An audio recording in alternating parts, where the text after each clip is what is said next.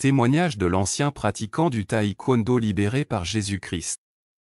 Le taekwondo est un art martial coréen qui se concentre sur les coups de pied, les coups de poing, les techniques de blocage et les formes de combat. Voici une description brève du taekwondo. Origine et histoire. Le taekwondo tire ses origines de la Corée ancienne, où il a été développé il y a environ 2000 ans. Il a été influencé par diverses techniques martiales asiatiques et a évolué au fil du temps pour devenir une discipline codifiée. Le terme taekwondo signifie la voie du pied et du poing. Principes et philosophie. Le taekwondo se base sur les principes d'autodéfense, de respect, de discipline, de maîtrise de soi et de développement physique et mental. La philosophie du taekwondo met également l'accent sur la bonté, l'intégrité, la persévérance et l'esprit indomptable. Techniques de combat. Le taekwondo se caractérise par une grande variété de coups de pied, incluant les coups de pied circulaires, frontaux, sautés et en vrille. Les coups de poing, les techniques de blocage et les clés articulaires font également partie intégrante de la pratique du taekwondo. Formes. Pumsae. Les formes sont des séquences prédéfinies de mouvements et de techniques, effectuées seules. Elles mettent l'accent sur la précision, la puissance, la coordination, l'équilibre et la fluidité des mouvements. Les formes sont un moyen de perfectionner la technique, la concentration et la maîtrise de soi. Sparring. Combat. Le taekwondo comprend également des combats, appelés sparring, où les pratiquants mettent en pratique leur technique dans un contexte plus dynamique. Les combats peuvent être réalisés avec des protections et des règles spécifiques pour assurer la sécurité des participants. Grades et ceintures. Le taekwondo utilise un système de grades pour évaluer la progression des pratiquants. Les grades sont symbolisés par des ceintures de différentes couleurs, allant du blanc pour les débutants, jusqu'au noir pour les ceintures les plus élevées. Chaque grade est associé à des exigences techniques et à des connaissances théoriques spécifiques. Compétition. Le taekwondo est un sport de compétition populaire, qui comprend des combats et des épreuves de forme. Les combats en compétition sont régis par des règles strictes, notamment en ce qui concerne les zones de frappe, les techniques autorisées et les critères de notation. Palmarès sportif. Professeur diplômé d'État, ceinture noire, 3e dan. Vainqueur de la Coupe de France 1987, médaille de bronze aux Internationaux de France de 1987, champion de Rhône-Alpes 1986. Vice-champion de France 1985, champion de Ligue Dauphine Savoie 1985, arbitre national, ex-membre de l'équipe de France, ex-membre de COTTKD Comité national d'organisation du TKD France. Ex-membre du comité organisation du taekwondo. Mon témoignage de conversion à Jésus-Christ en France. Je suis d'origine espagnole. Ma famille a quitté l'Espagne à cause de la pauvreté et du fascisme sous Franco, pour s'installer en Afrique du Nord où je suis né. À cause des événements de la guerre d'Algérie, ma famille a dû tout abandonner pour venir en France. Cette période a certainement été assez dure, mais je n'en ai aucun souvenir, si ce n'est ce que m'ont raconté mes parents. Je n'étais qu'un enfant, mais déjà la peur, l'angoisse, la mort et l'insécurité étaient à l'œuvre pour détruire ma vie. Sans rien, nous nous sommes installés à Vorep dans une maison où nous étions 3 familles réunies. Nous n'avons pas été accueillis par la France, on nous accusait de venir manger le pain des Français, de sales pieds noirs. Mon père a pu trouver un travail, et nous sommes partis habiter à Voiron dans une tour de 15 étages, alors que nous avions une belle maison au soleil en Algérie. Quelque temps après, nous sommes venus habiter dans un quartier, l'Abbaye, à la mauvaise réputation. Face à toute cette insécurité, et à cause de tous les traumatismes subis, la peur, l'angoisse, l'insécurité, la mort, la violence avaient déjà fait leurs œuvres.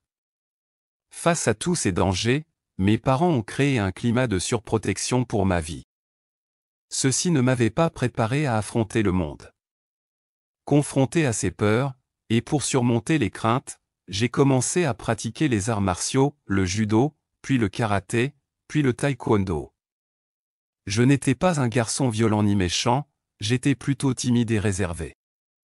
Face aux agressions à l'école, au lycée, au collège, je me suis entraîné dur pour ne pas me faire marcher sur les pieds et pour me faire respecter. Dans ce monde, c'est la loi du plus fort, alors pour moi je serai le plus fort. J'ai évolué dans les arts martiaux. Étant donné que je m'entraînais dur, j'ai gravi rapidement les marches pour arriver au grade de ceinture noire.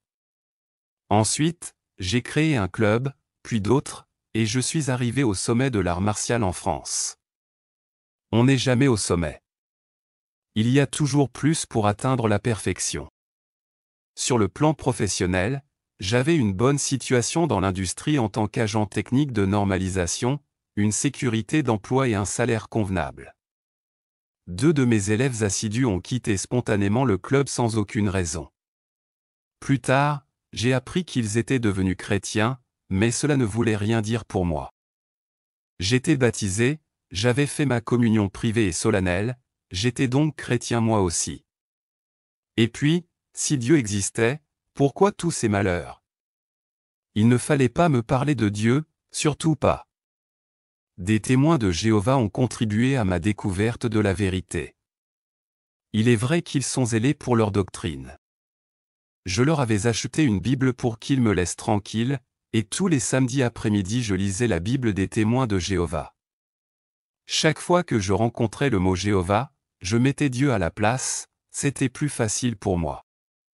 Je me surprenais à dévorer la Bible, et souvent, je pleurais en lisant les histoires de Jésus. Il est merveilleux, comment pouvait-il faire du bien? Beaucoup de questions me venaient à l'esprit. Ma passion était plus forte. Le taekwondo était ma raison de vivre, j'étais quelqu'un, j'existais dans ce monde, j'avais un nom, j'avais une valeur, je n'étais pas seulement un numéro. Un jour, j'ai rencontré cet ancien élève qui me parlait des démons, de Dieu. C'était confus pour moi. Il insistait pour que je vienne dans son église. Tu peux toujours insister, je ne viendrai pas. 2 ans ont passé, et puis je lui ai téléphoné. Je viens dimanche au culte, mais attention, si tu n'es pas devant la porte, je m'en vais. J'étais très orgueilleux et fier comme un Espagnol. Je suis venu à l'église, et là un homme parlait de Jésus-Christ. Il a dit, Dieu a tant aimé le monde qu'il a donné son Fils unique afin que celui qui croit ne périsse pas mais qu'il ait la vie éternelle. Puis il a demandé de prier en groupe, et là, avec mes 2 anciens élèves, j'ai prié dans mon cœur. J'ai dit à Dieu que je lui donnais ma vie, car je ne pouvais offrir en sacrifice la vie de mon enfant. Alors, je lui donnais la mienne en échange. À l'époque, je ne savais pas si cela était très biblique, mais c'est comme ça que je l'ai dit, et personne ne l'a entendu, car je priais dans mon cœur. Rien ne s'est passé. Il n'y a pas eu de tremblement, rien. Je suis reparti comme j'étais venu, enfin presque. Et puis les choses se sont précipitées. De nombreuses épreuves sont soudain arrivées, quelque chose était en train de se produire. Ma passion m'avait entraîné dans un mauvais chemin. Sur le plan familial, c'était la catastrophe. J'ai crié à Dieu s'il existait, je n'étais pas du tout sûr. Au bord du désespoir, n'ayant plus rien à faire dans ce monde, j'avais décidé de mettre fin à mes jours. Je me suis avancé sur le balcon pour me jeter dans le vide, quand soudain derrière moi une voix m'a dit « Ne fais pas ça ». Je me suis retourné pour voir qui me parlait, et instantanément ma vie a commencé à défiler devant mes yeux. Cela a duré je ne sais pas combien de temps, j'étais spectateur de ma propre vie. Quand tout a été fini, je me suis dit intérieurement, elle n'est pas belle ta vie. Qu'est-ce que je peux faire pour réparer cela? Alors cette voix s'est à nouveau fait entendre, rien, tu ne peux rien faire, viens suis-moi. Je ne savais pas que c'était Jésus qui me parlait.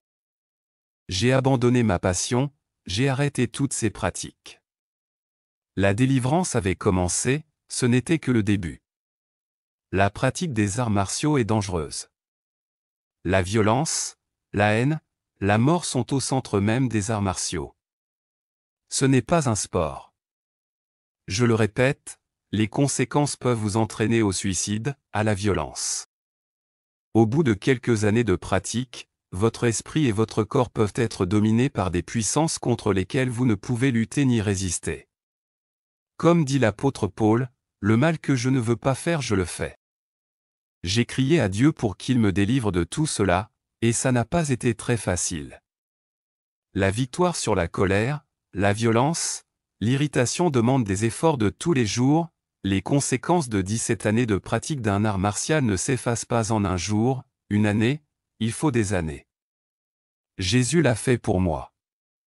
Au bout de 12 ans, il m'a délivré, il est le bon berger qui prend soin de sa brebis. La télévision, les médias présentent les pratiquants d'arts martiaux comme étant des justiciers. Ils se servent de leur pratique pour arrêter les méchants, c'est mettre du vernis sur du bois pourri.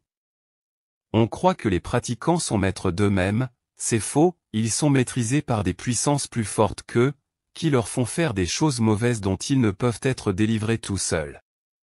Les esprits de violence, de colère, d'irritation, de maîtrise de soi sont bien intégrés dans leur esprit, et ils sont dominés par eux.